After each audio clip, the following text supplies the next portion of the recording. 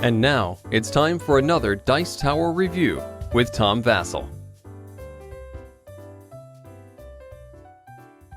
My first impressions of small box games was a good one, especially with the size of these boxes. I really like that. I mean, I guess that's where the name of the company comes from.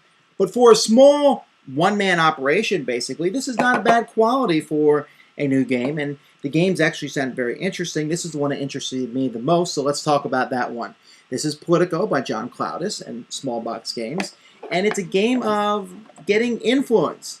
The game is for 3 to 5 players. Well, the box says 2 to 5 players. When you're playing with 2, you have kind of a dummy person involved. And it's a little bit different. And a 2-player game was okay when I played it. And I said, well, this really seems like it'd be much better with more people. So I tried it with more people. Let's see what happened. First, let's take a look at the game. Here we have several of the pieces that come with the game. These people, each of these tokens stand for people. The white tokens stand for clergy, the yellows for merchants, the green for peasants, and the brown for guild members. As you can see, there is a different amount for each color.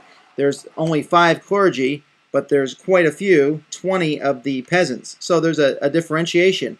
To win the game, a player has to get 13 followers in total and have 1 of each color. So for example, if I have 2 clergy, 2 of these gentlemen, 2 merchants, 1 guild, and then the remainder 8 people that I have are all peasants, I'm fine. This is a winning combination. However, there's only a certain amount of people available in the game. You're limited to the pieces that you have, so things may change.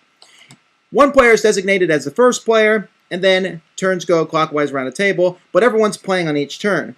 Everybody has 2 cards with question marks on one side, and the other side shows a shaking hand and a hand of cards. Now, players will be playing one of these cards each turn, but before that's done, the top card of this deck is turned over to show the active rule for that round. For example, here the active rule is clergy or peasants, and this deck is shuffled so that there's actually only 1 of the clergy, while there is 2 of the merchants and 3 of the guild and 4 of the peasants. So peasants will happen more often. So let's pretend there's a peasant card on the table. Each player will then play one of these cards face down in front of himself. So let's talk about a 4-player game. Everyone's played one. We flip them over.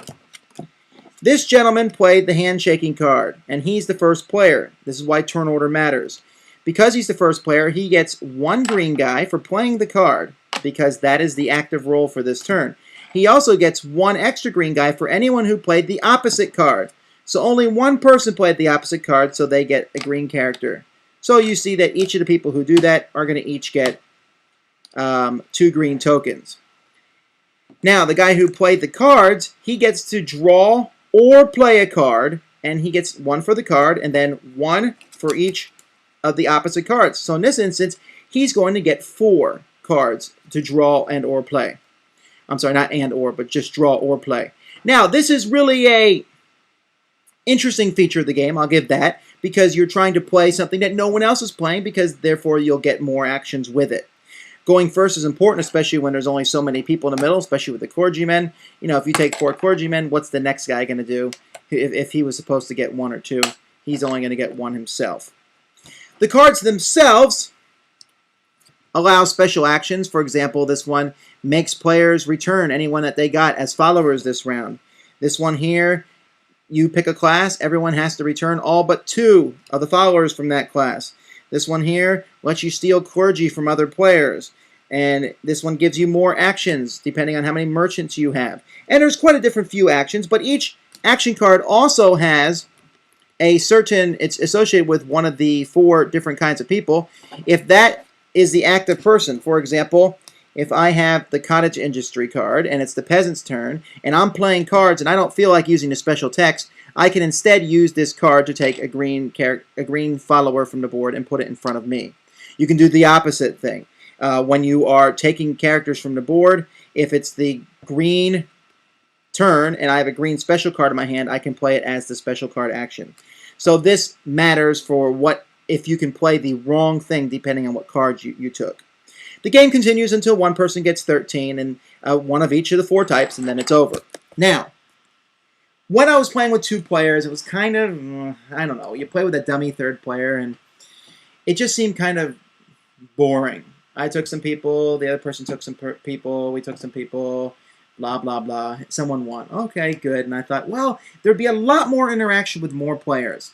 There is. There's a lot more interaction. And with 4 and with 5 players, both times that I played the game, it was unanimously, and even including me, and I hate to end a game early, but it was unanimously determined that people just got tired of playing the game. Because this is the game that never ends. Or at least it feels that way. Since you need one of each type, and you need 13 total, everybody is watching everyone else to see if they meet the requirements, to see if they meet what's necessary to win the game. And if someone has something, there are so many other players, at least 3 or 4 if you're playing a 4 or 5 player game, who are actively going to play cards or do what they can to take what you need away from you. Then we look at the next guy and take what we need away from him.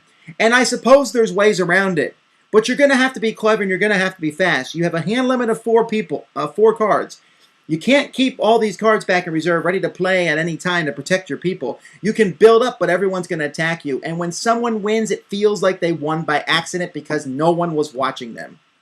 And to me, that means the winner of the game won because everyone else made one major mistake and they just didn't notice. Not because they were cleverer than the other people. And I don't know. I wanted to like the game. I like the idea. I like the aspect of playing a card and getting more actions depending on other people played the opposite action of you. I like the fact that cards can be used as a special ability or as the card type to get the character from the middle. That was interesting. But with so few people, if one guy manages to get 4 clergy, which can easily happen, people are playing cards and trying to eventually take clergy away from him, but he's taking them from everyone else because that guarantees that everyone else can't win. I don't know.